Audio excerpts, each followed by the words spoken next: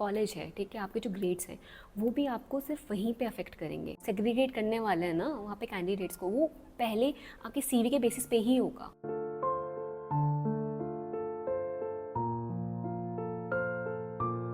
Hello everyone, welcome back to my channel living with मैं हूँ। And आज की वीडियो में I tell you that do grades matter और good college matter to be an assistant professor. So क्या आपके जो ग्रेड्स हैं, ठीक है, वो अच्छे हैं या बुरे हैं, या फिर आप किसी अच्छे कॉलेज से आते हैं या किसी मतलब नॉर्मल कॉलेज से आते हैं, तो क्या ये आपके इस गोल को अफेक्ट करने वाला है कि आपको असिस्टेंट प्रोफेसर बनना है। आज की वीडियो में आपको कुछ चीज़ें बताऊंगी जो एक्चुअली आपके असिस्टेंट प्रोफेसर बनने को अफेक्ट करते हैं, ठीक है, चाहे वो आप गुड कॉलेज हो या फिर आपके अच्छे मार्क्स हो या बुरे मार्क्स हो। So let's start today's video. Okay, so a lot of my subscribers had this query कि मतलब मैम हमारा कॉलेज ऐसा है तो क्या मतलब ये अफेक्ट करेगा, या फिर मेरे इतने अच्छे मार्क्स नहीं हैं, मेरे इतने मार्क्स आए हैं तो क्या ये चीज़ें अफेक्ट करती हैं। सो देखो, अगर आप नेट एग्जामिनेशन की बात करो तो एक्चुअली मतलब वहाँ पे कोई क्राइटेरिया आज सच इतने मार्क्स का है नहीं, 55% है जो कि एक्चुअली मिनिमम है, और मुझे लगता है ये इतनी परसेंट तो होना ही चाहिए, ठीक है ना, टू अटेम्प्ट नेट एग्जामिनेशन।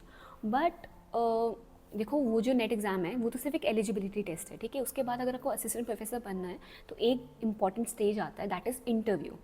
सो आपके ग्रेड्स या आपका कॉलेज शायद से मतलब अफेक्ट करे at the time of interview, because वहाँ पे आपको देखा जाता है, रिव्यू किया जाता है, आपका सीवी, आपका रेज्यूमे रिव्यू किया जाता है, देखा जाता है कि आपने कितनी पढ़ाई करी है, कहाँ से करी है, कैसे ग्रेड्स आपके आए हैं, ठीक है। सो डायरेक्टली एक्चुअली ये चीज़ अफेक्ट नहीं करेगी, बट इनडायरेक्टली करेगी। एंड इनडायरेक्टली का मतलब ये बाइसनेस आ सकती है at the time of interview. जो एक्चुअली एक इंटरव्यू एक ऐसा स्टेज ही है जहाँ पे ये जो हम बाइसनेस है, ठीक है, किसी भी टाइप की अगर हम देखें कि अगर वो फ्लॉड है, ठीक है, अगर कोई मतलब आपको आपके कास्ट के बेसिस पे, आपकी जगह के बेसिस पे, रीजनलिज्म या कास्टिज्म, इसके बेस पे आपको जज करे, तो वो सिर्फ एक्चुअली इंटरव्यू में हो सकता है। तो ये तो थोड़ा एक्सट्रीम बात है, बट अगर मैं एक सिंपल लेवल पे कहूँ तो आपका जो कॉलेज है, ठीक है, आपके जो ग्रेड्स है वो भी आपको सिर्फ वहीं पे अफेक्ट करेंगे at the time of interview. लेकिन देयर इज़ अ कैच। देखो, एक कैंडिडेट आया है, ठीक है, जिसके एक्चुअली 90% है, ओके, एंड एक कैंडिडेट ऐसा है जिसके, और वो कैंडिडेट एक्चुअली एक अच्छे कॉलेज से भी पढ़ा है, okay.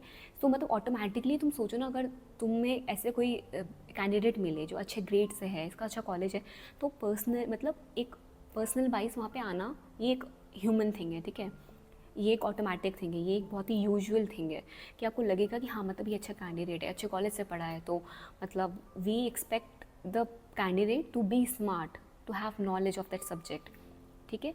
But that doesn't guarantee कि वो कैंडिडेट एक्चुअली अच्छा है। ग्रेड्स डू मैटर, बट अगर इंटरव्यू के टाइम पे वो क्वेश्चन आंसर ना कर पाए या उसकी प्रेजेंटेशन स्किल्स इतनी अच्छी ना हो, तो फिर क्या फ़ायदा मतलब उन ग्रेड्स का या उस अच्छे कॉलेज का।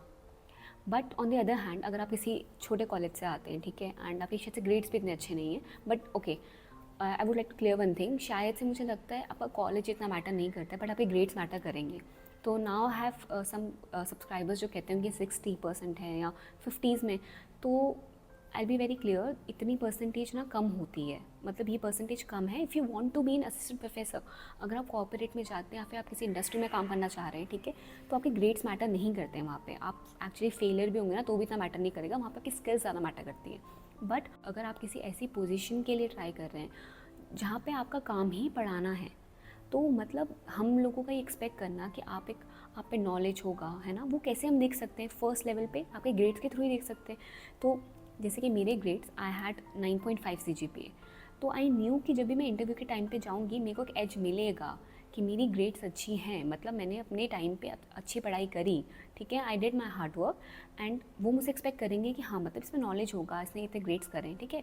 अब वो अलग बात है कि इंटरव्यू के टाइम पे अगर मैं क्वेश्चंस नहीं आंसर कर पा रही हूँ या फिर कुछ चीज़ें नहीं कर पा रही हूँ, तो दैट इज़ माई फॉल्ट, है ना। जो फर्स्ट लेवल फ़िल्टर लगता है वो वहीं पे लग जाता है कि देखो उसके ग्रेड्स ऐसे हैं, है ना। अगर कम ग्रेड्स हो तो हम लोग मतलब जो इंटरव्यूअर है वो पहले सोचेगा कि मतलब शायद से इतना स्मार्ट नहीं है। वो अलग बात है कि अगर आप उस टाइम पे आपसे जो क्वेश्चन पूछे गए हैं या फिर आप जस्टिफाई कर पाएँ एक्चुअली फॉर सम रीज़न, कि मतलब जैसे आपका जेन्युइन अगर कोई रीज़न है कि आपके लोगों के घर पे ऐसी कंडीशन थी या आप बीमार थे तो अपने ग्रेड्स नहीं लेके आ पाए, but at the time of the interview आप क्वेश्चंस को अच्छी तरीके से आंसर कर पा रहे हैं, ठीक है ना, आप वहाँ पे दिखा पा रहे हैं you are capable to be a good teacher, तो वहाँ पे वो चीज़ वहाँ पे एक क्लैरिटी लेके आती है, ठीक है।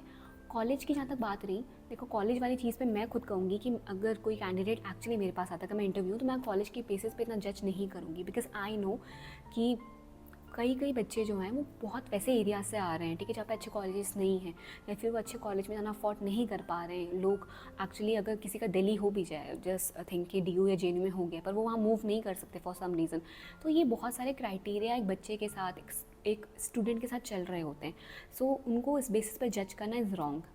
तो मैं शायद से बीइंग इंटरव्यू, मैं शायद से किसी को ग्रेड्स के अकॉर्डिंग जज करूँ, पर मैं किसी को कभी किसी के कॉलेज के अकॉर्डिंग जज नहीं करूँगी, because I have seen people कि मतलब शायद से कोई रीज़न था, उनकी कोई मजबूरी थी कि उनको किसी ऐसे छोटे कॉलेज से करना पड़ा, ठीक है, उनको किसी छोटे कॉलेज में ही जाके पढ़ना पड़ा या वहीं पे रहना पड़ा, यू नो। सो ऐसे बहुत सारे रीज़न हो सकते हैं।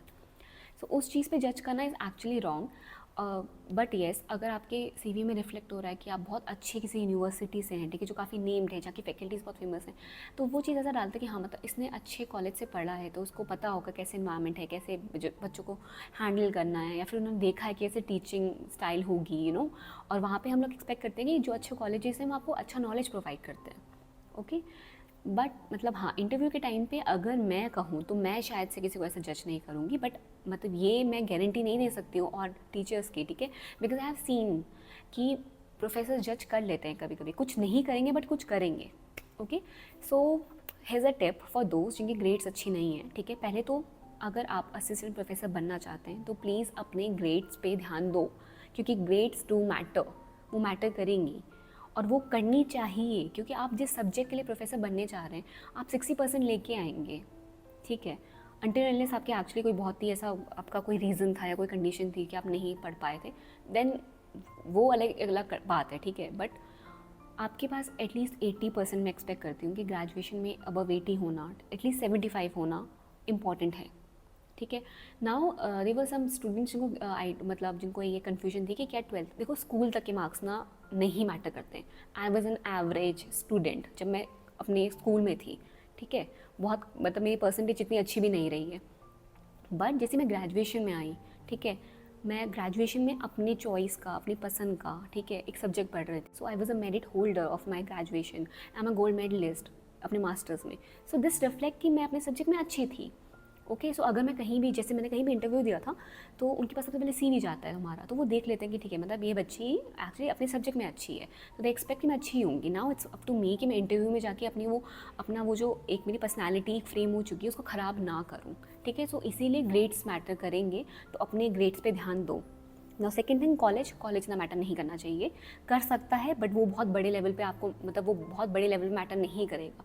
सो इट्स, अगर आप किसी छोटे कॉलेज से पढ़ रहे हैं डजेंट मैटर, बस अपने ग्रेड्स पे ट्राई करो, अपने नॉलेज को पॉलिश करो, ठीक है, स्किल्ड या काम लो, okay. This one more thing, yes, कि आपके CV में अगर आपने कहीं पे ऐसा काम करा है, ठीक है, आपने किसी इंडस्ट्री में आके या किसी प्रोजेक्ट पे काम कर रहा है, तो वो भी एक बहुत अच्छा ऐड करता है, ठीक है ना, आपकी पर्सनालिटी पे। सो अगर आप पे कोई टाइम हो, ठीक है, कुछ 5-6 मंथ्स हैं, तो आप पक्का जाके कुछ ऐसा काम करें जो आपके सब्जेक्ट से रिलेटेड हो, जो आपके कोर्स से रिलेटेड हो। इधर आप NGO में पढ़ा सकते हैं, ठीक है, आप ऐसे किसी गवर्नमेंट के प्रोजेक्ट पे काम कर सकते हैं जो आपकी CV पे अच्छा रिफ्लेक्शन डाले, राइट। तो आप ये चीज़ कर सकते हैं। इससे ये है कि दिखाता है कि आप कितने डेडिकेटेड हैं अपनी फील्ड की तरफ, आप कितने डेडिकेटेड हैं अपना नॉलेज बढ़ाने के लिए। सो दीज थिंग्स मैटर, ठीक है। So all those who asking me कि मैम मेरे मतलब किसी ने मुझे एक्चुअली लिखा था 60% या कुछ है, मैं असिस्टेंट प्रोफेसर बन सकती हूँ कॉलेज में, स्पेशली मास्टर्स में। अगर आपको असिस्टेंट प्रोफेसर बनना है, ठीक है, तो मास्टर्स में अपने ग्रेड्स का बहुत ध्यान रखना कि आपकी ग्रेड्स अच्छी हों। 7 से अबव तो होनी चाहिए, 8 से अबव है तो बहुत अच्छी, 9 से अबव है तो बहुत ही अच्छा, ओके। सो ये चीज़ मुझे लगता है कि आपको ध्यान पे रखनी चाहिए। अदरवाइज़ फॉर सम रीज़न अगर आप नहीं उस टाइम पे अच्छा कर पा रहे थे, या फिर ग्रेजुएशन में देखो एक केस बहुत हो सकता है कि ग्रेजुएशन में आपका सब्जेक्ट कोई और था, ठीक है, क्या पता आप साइंस के स्टूडेंट थे तो आपके वहाँ पे मार्क्स अच्छे नहीं आए, but when you switched to your own subject masters में, ठीक है, जैसे मास्टर्स में अगर आप हिस्ट्री से करने लगे मास्टर्स, ओके, और आप मास्टर्स, अब आप प्रोफेसर भी हिस्ट्री के बनना चाह रहे हैं, तो आपके ग्रेड्स आपके उस सब्जेक्ट में अच्छे होने चाहिए जिसमें आप प्रोफेसर बनना चाह रहे हैं। दैट्स द की पॉइंट, कि आप जिस सब्जेक्ट को पढ़ाना चाह रहे हैं उसमें आपके ग्रेड्स अच्छा होना है समथिंग वेरी इंपॉर्टेंट। आप खुद सोचो ना, अगर कोई इंटरव्यू, आप खुद को उनकी जगह पे रख के सोचो कि अगर आपके पास ऐसा कोई कैंडिडेट आता है, तो आप जो फर्स्ट तरीके से उसको, मतलब आप जो सेग्रीगेट करने वाले हैं ना वहाँ पे कैंडिडेट्स को, वो पहले आपके CV के बेसिस पे ही होगा। और CV में क्या दिखेगा, आपके ग्रेड्स दिखेंगे, आपके स्किल्स दिखेंगे, है ना। उसके बाद जाके इंटरव्यू में जब आपका पर्सनल इंटरेक्शन होगा, ठीक है ना, जब वो कम्युनिकेशन होगा तो वहाँ पे पता चलता है कि मतलब ठीक है एक्चुअली कैंडिडेट अच्छा है या कैंडिडेट बुरा है, वो वहाँ पे जाके जज किया जा सकता है। But on the first hand वो आपकी CV से ही पता चलेगा। तो इट्स वेरी इंपॉर्टेंट कि आप थोड़ा ग्रेड्स पे ध्यान दें। कॉलेज का आपको इतना बड़ा इशू नहीं होना चाहिए, ठीक है। There are so many reason कि लोग अच्छे कॉलेज में नहीं जा पाते हैं, ठीक है। एक्चुअली एल से कि सीट्स भी बहुत कम है, ठीक है। ऊपर से लोगों का अपने घर पे रहना, अपनी स्टेट पे रहना, अपने कॉलेज अपने घर के पास जाना, बहुत सारे क्राइटेरिया, बहुत सारा इन्वायरमेंट इन्फ्लुएंस करता है सब चीज़ें। सो आप लोगों को उस चीज़ पे ना फोकस नहीं करना चाहिए। एंड आई रियली होप कि मैंने आपके क्वेश्चन को आंसर कर लिया होगा। एंड ये बहुत सारे बच्चे मुझसे पूछ रहे थे कि मैम कॉलेज मैटर करेगा या आपके ग्रेड्स मैटर करेंगे, ठीक है। तो आई होप आपको क्लैरिटी अब आ गई होगी कि आपको अगर असिस्टेंट प्रोफेसर बनना है तो क्या चीज़ें मैटर करने वाली हैं और क्या चीज़ें मैटर नहीं करने वाली हैं। तो आई होप कि आपको क्लियर हो गया होगा। So that's it for today's video and I really hope that this was helpful and please do let me know कि आप next video किसमें expect कर रहे हैं, ठीक है।